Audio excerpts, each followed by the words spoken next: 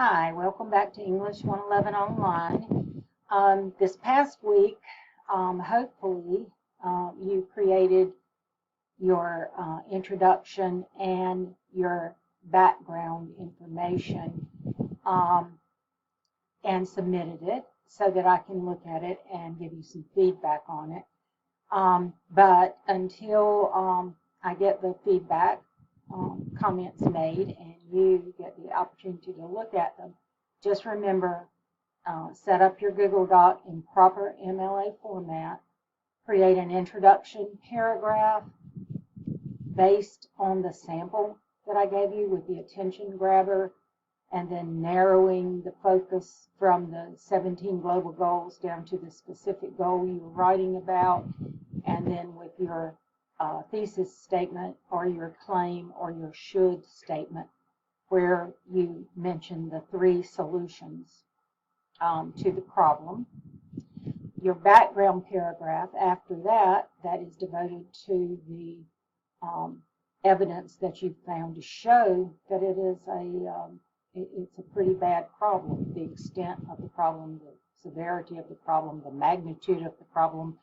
That's what you're showing in your background paragraph. And the background paragraph also, you want to cover the problems that are associated with the solutions that you mentioned.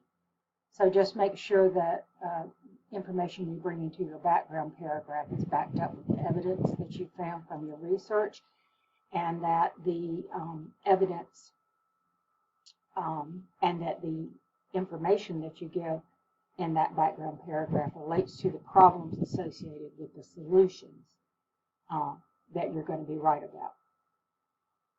about. So this week, if you've gotten that much done, we want to add 3 solution paragraphs for each one of the solutions that you mentioned in your thesis statement. The thing to be aware of for the solution paragraphs is each one has to have a topic sentence that informing your reader of what the specific solution is, and then you're going to give evidence from your research about the details of how the solution is working. So you're going to actually find places in the world where communities, individuals, organizations are doing something to help this problem, are doing some of the solutions that you need. Don't forget to ICE your research material each time you use it in your essay. In other words, in the ICE, in icing, your introduction part would be your signal phrase according to whatever, and then your if you use the exact words, quotation marks, if you paraphrase or summarize and don't use the exact words, you still have to give the source. Citing the source, we're going to follow that quote pair punk, quotation marks at the end of the quotation. If it is a quotation, if it's not, then you won't have the quote, but you'll just have the pair punk. So you'll have your parentheses with the hanging out part of your works cited entry in it, and then followed by the and then in parentheses, and then the punctuation for the sentence, a period at the end of that. Okay, and every time you use something that you looked up, cite it in your paper. You want to use academic tone, no first person, no second person, no I, no we, no our. It's so easy to lapse into that, especially in persuasive, in a persuasive assignment like this where you're trying to convince your readers. But don't put any first person into it, and don't put any second person, no you in this either.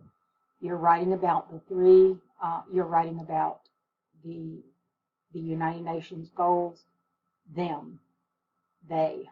You're writing about your specific goal, it, and you're writing about the solutions, they, them, and you're writing about individuals who are either affected by the problem, them, or you're writing about solutions to the problem and the communities and the organizations. That's all third person.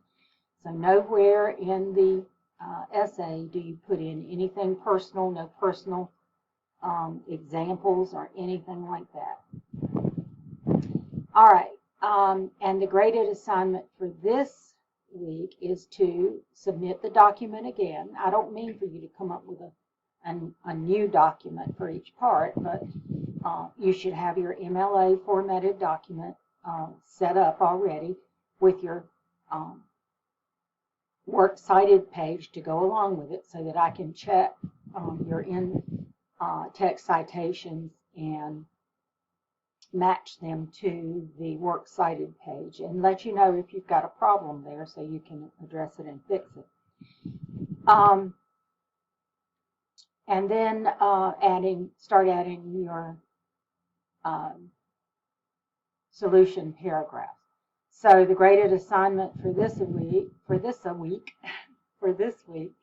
is to submit your document with the added body paragraph, and I'll give you feedback on that. So your document that you submit should have the introduction paragraph with your thesis, your background paragraph with your evidence to show the severity of the problem, and then your first body paragraph would be the way that I'm looking for my document here. This Core Project 3 Sample Introduction and Organizational gives you a lot of good advice.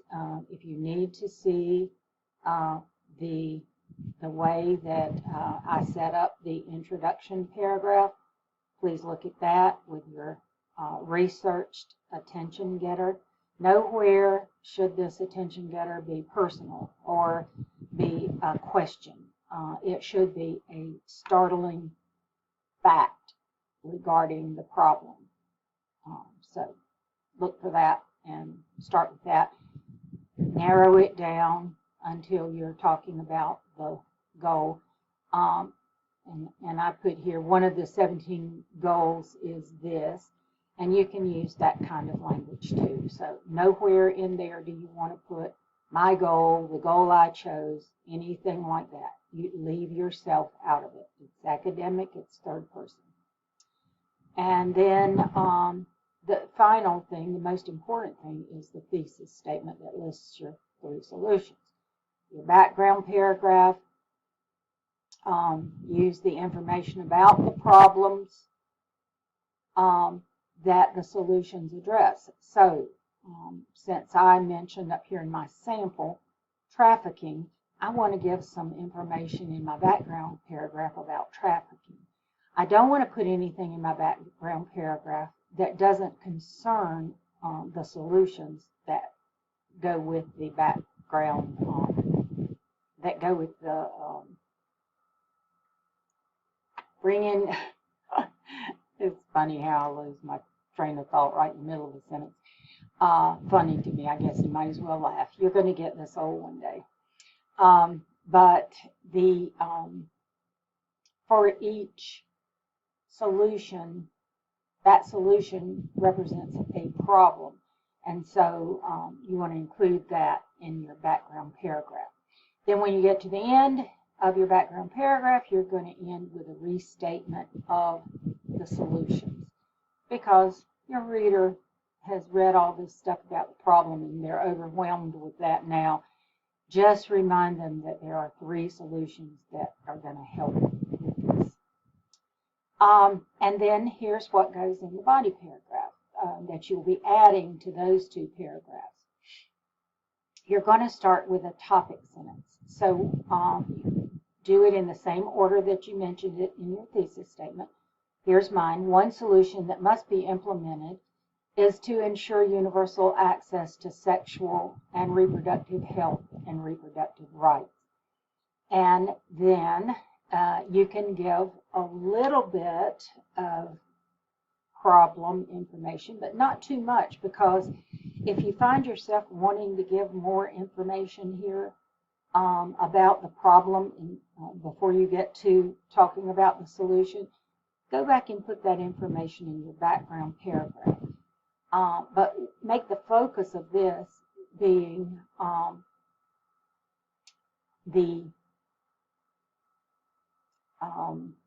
make the focus of this paragraph be about your solution. So,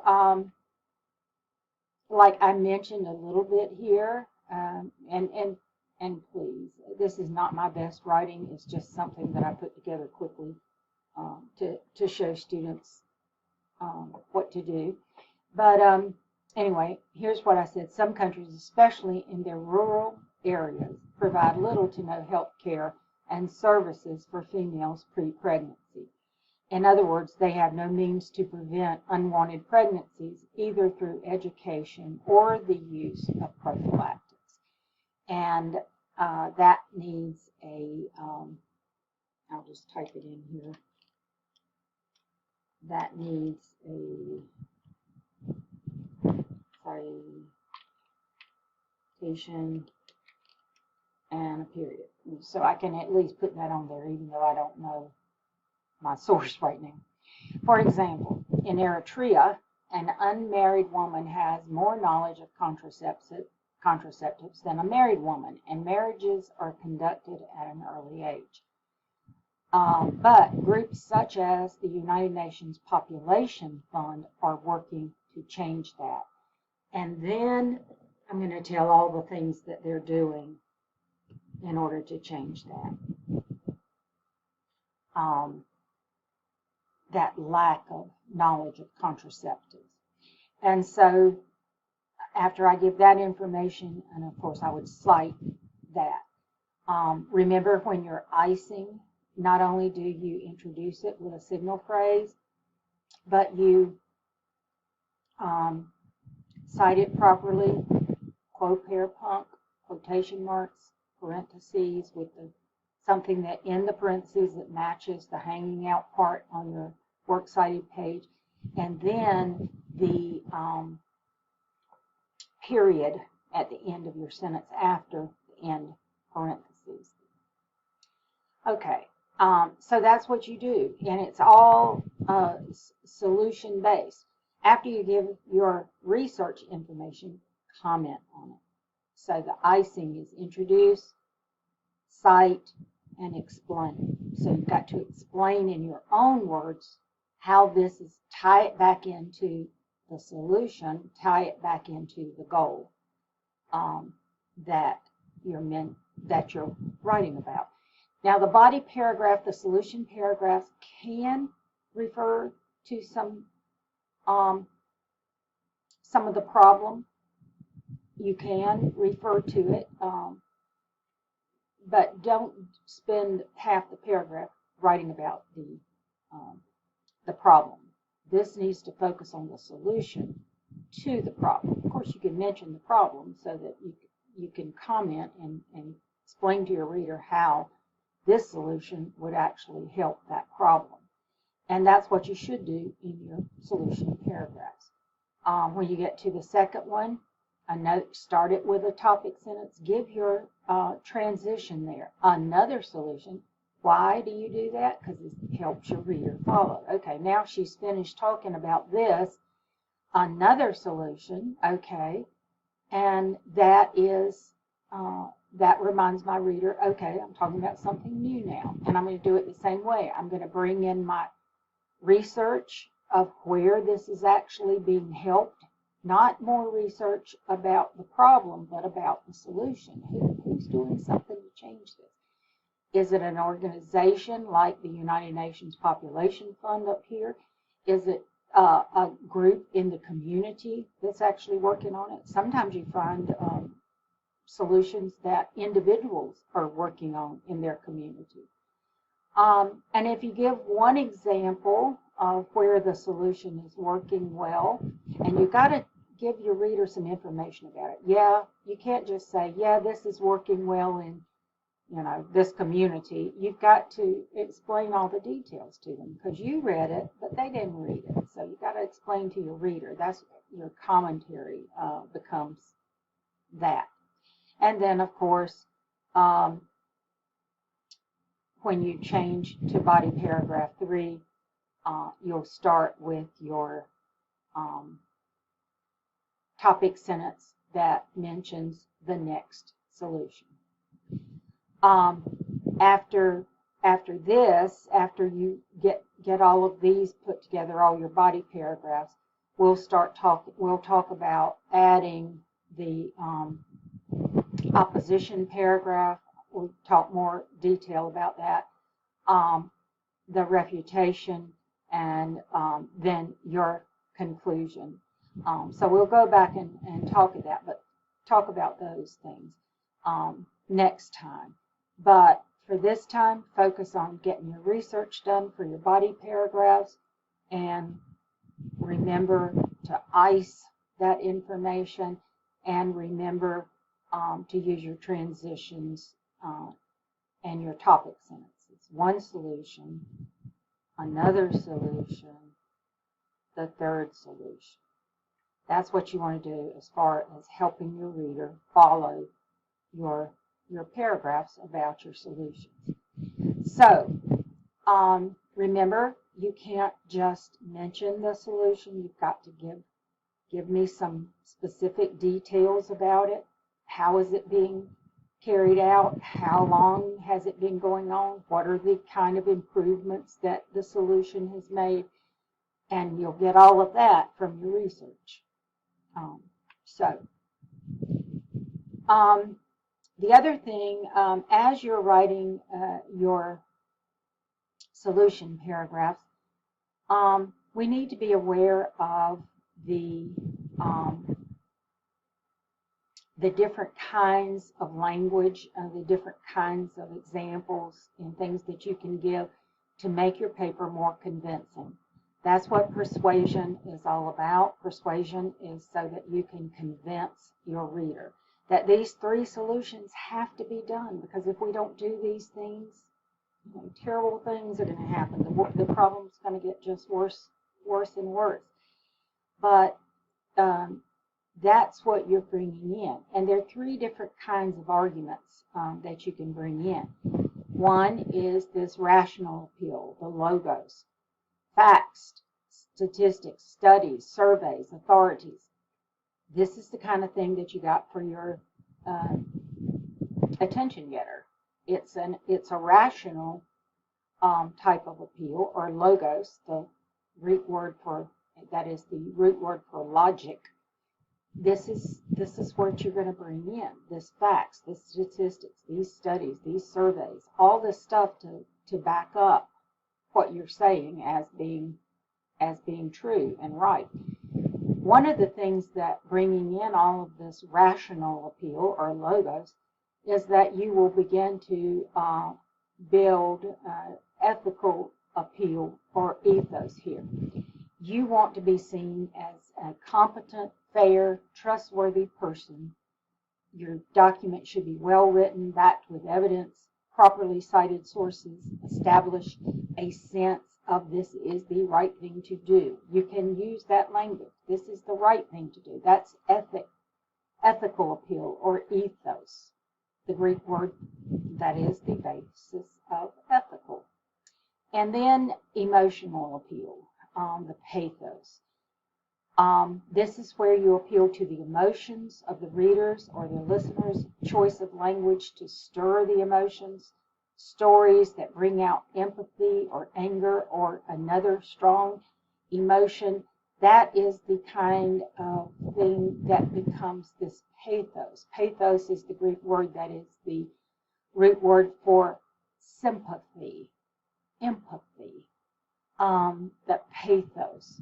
And that can be very, very important and very strong.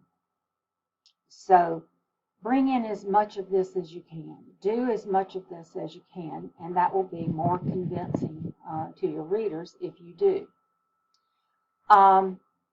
There's the document that relates to your background paragraphs and and the other information that I've given you, this instructional outline.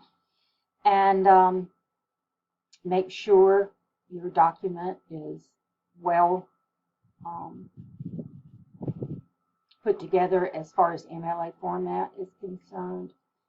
And then when you get ready, when you have the Core Project 3 solution paragraph, you want to submit it here, and do that before midnight this week. And also right here,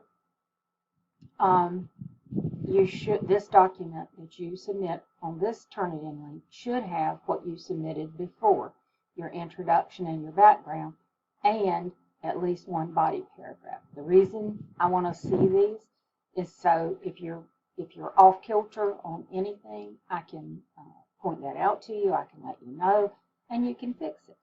And then let's go back and take a look at the pacing guide here. I put this on here again this week.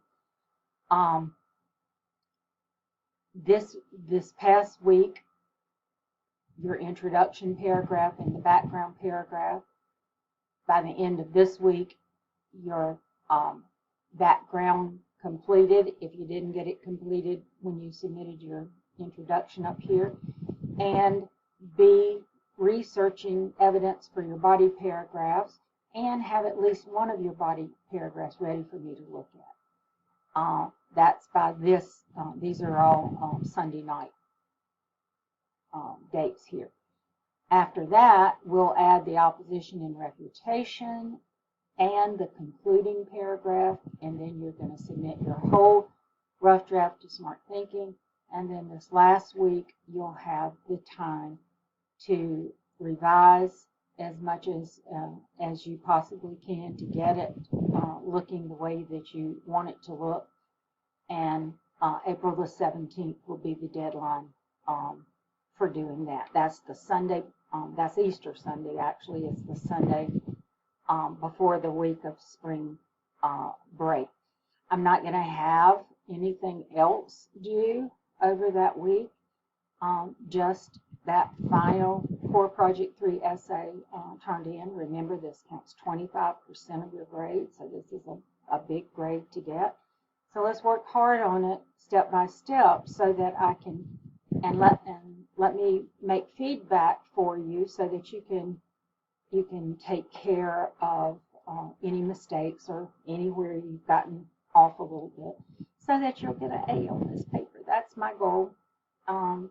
My goal is twofold: to teach you how to write a research paper that your reader will easily be able to understand and follow, and for you to make a good grade on this. And so that's why I give you these samples and everything else to go by. If there's anything in particular that you have a question about, that you need for me to look at something, I'm not going to like edit your whole essay for you or anything like that. But if you've got something specific you want me to check out, then I'll be glad to take a look at that and comment on that. We can also meet virtually, and if you want to do that, so that I can actually look at your paper with you, sharing the screen.